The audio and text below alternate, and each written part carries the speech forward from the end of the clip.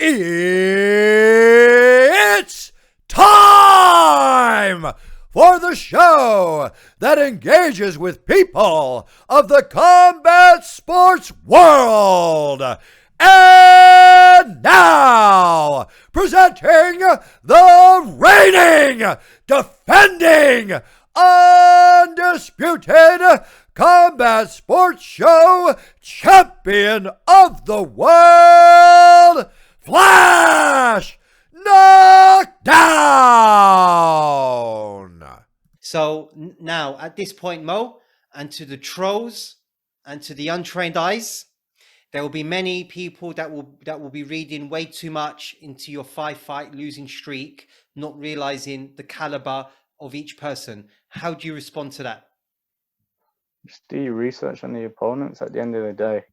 If I wanted to go 8-0 as an amateur, I would. I'd fight eight cans, 8 bums, whatever you want to call them. Get that undefeated record and be like, yeah, perfect. But I'm trying to get the hardest fights out here possible, testing myself against the top guys in the country.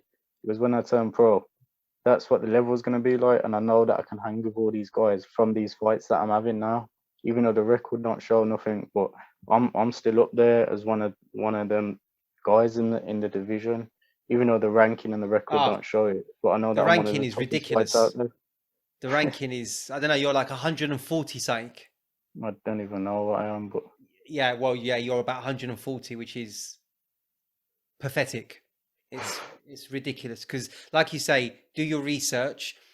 You know, you got to put your losses into context, and that's why I find that ranking of 140 just absolutely ludicrous. I mean, Andy Yates, let's start with Andy Yates, one of the top 3 pound for pound amateurs in the country.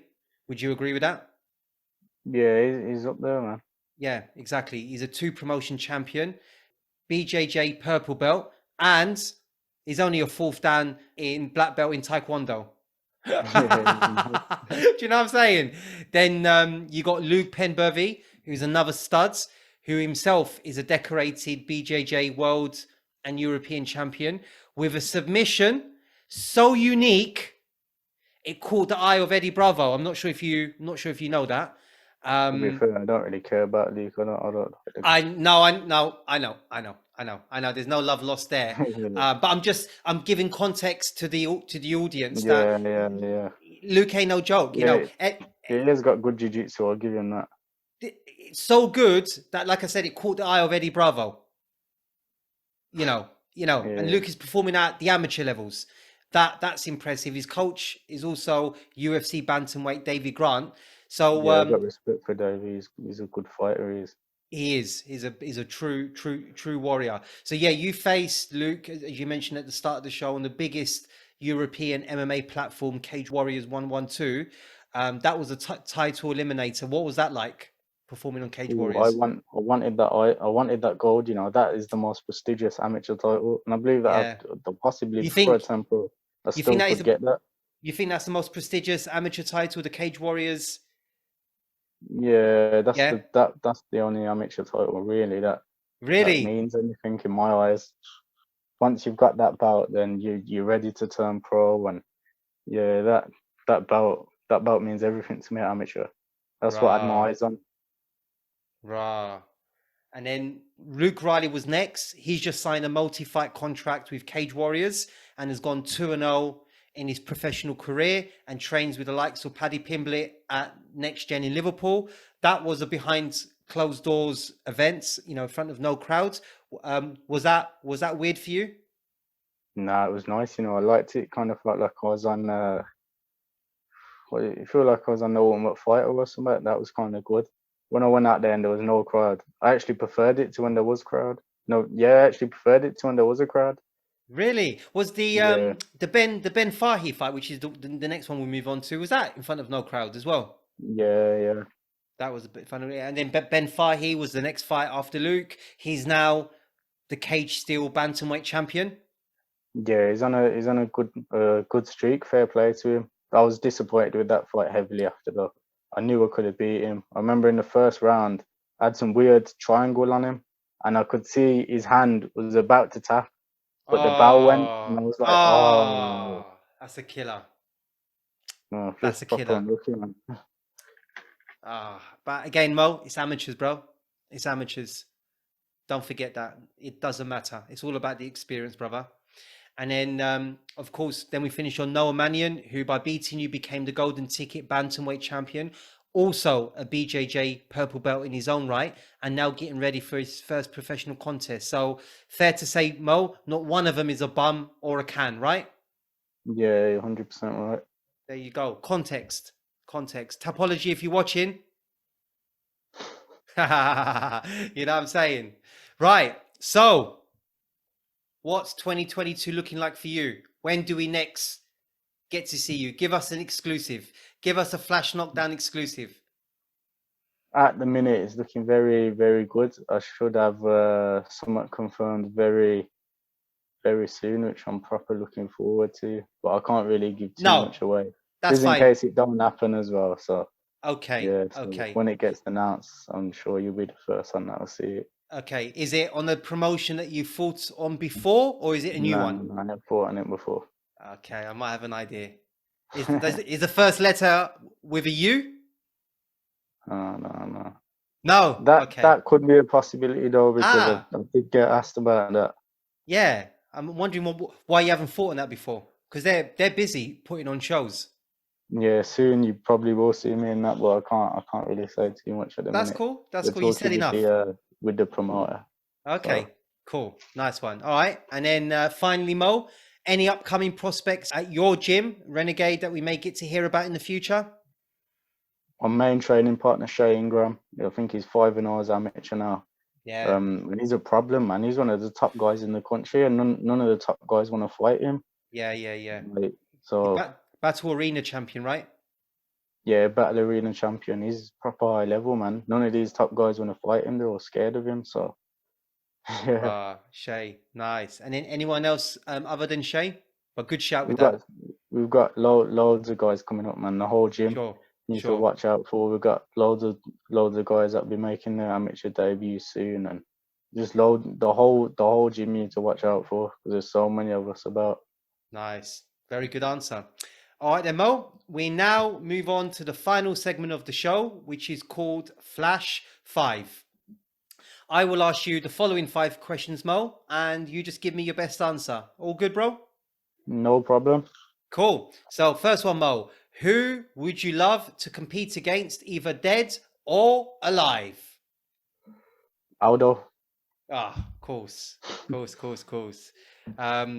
Yeah, absolute legend. Where would that be at bantamweight? Yeah, probably. I'd probably get absolutely destroyed because he looks like a beast at bantamweight now. He looks like a brand new Aldo. It's true.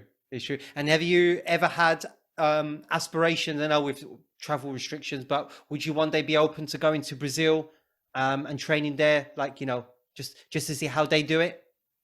Yeah, definitely. I'm also a fan of Thiago Santos. Is like proper like him as well. So yeah, definitely. Yeah, good.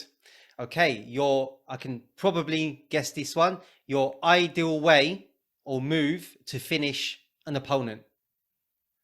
A stoppage, any stoppage, Yeah, submission, well, how? Probably go TKO, ground and pound. I was gonna say the ground and pound, brother. The ground and pound. That's it. Good. Third one, Mo. The best combat sports fight you've seen? There's been so many, but I'll tell you Tons. one. Yeah, Well, two actually. Two. Go for it. Notorious Frederick versus James Webb, the first fight, and the second fight as well. Oh, sugar. Tell us a little bit about it for those that are not familiar with that contest. What happens? We can probably guess what happens, but tell us. So in the first fight, James Webb was a big prospect. He was the middleweight cage champion. My friend Natty, he signed a 5-fight deal with Cage Warriors. No one wanted to fight Webb. They couldn't find no one to fight him. He'd gone through the whole division, so it made sense to offer him to Natty. We've took the fight in the first fight. Whoa, you want to watch that? That is like one of my favorite fights in the UK. So Natty's come out, put it on him on the feet. Webb just kept taking him down, holding him down, not trying to submit him. but he was so explosive. He was getting out of everything. He nearly knocked him out with a knee in the 3rd round, I think it was. But in the fight, we were 3 rounds to 2. But Natty, he'd done a move that was kind of Webb's own fault, because he kind of tombstoned him when Webb shot for a double leg. But if Webb didn't let go of the double leg, then he wouldn't have got tombstoned. So the ref took a point off him for that. The fight ended up in a draw. We've got the rematch. Natty was 3 rounds down. And on the last second of the fight, he stopped him with strikes on the feet because Webb weren't responding. He just blitzed him, got him against the cage, elbowing him, and the refs jumped in on the last second of that round. So I remember that like it was yesterday, a proper good day. I remember jumping over the cage and jumping on Natty. That was a proper good moment. Lovely. It's like family, innit? Yeah, he's seen me grow up as well. And like, Natty was so much of an underdog against Webb. Like, it's like he was like, no one thought he was going to pull it off. And when he pulled it off, like, I couldn't explain how happy I was for him to finally become a world champion. And on Cage Warriors as well. It's not, that is massive. Exactly. The biggest stage of them all. Nice. Good, Mo. Very good answer. 2 more, Mo. What superpower would you choose to have? Probably turn invisible when I want it. Turn invisible, yeah? Yeah. That was a good one. I like that. Turn it invisible. And then the final one, Mo. The best finish to a fight you've seen. The best finish. Best finish to a fight you've seen. It's probably Masvidal versus Askren, that flying knee, because he laid him out, like just laid him out cold. Yeah, you can't beat that, can you? Can't beat that. Can't beat that. Can't beat that. All right. So Mo, that's us now done. Thank you for being such a great guest. And I must ask, how did you enjoy the experience of the show? I loved it. It was a proper good interview. It was fun as well. So I proper enjoyed that, brother. Thank you. Thank you. No, thank you. That means a lot to me, Mo. I really appreciate that. Thanks for making the time. Thanks for coming on. And I wish you all the very best for your next fight, whenever that may be. No problem. Thank you. Thank you. And thank you to the viewers for joining Mo and I on episode 22 of Flash Knockdown. And in the words of Bruce Buffer, the show that engages with people of the combat sports worlds. Thank you to everyone, and thank you to Mo.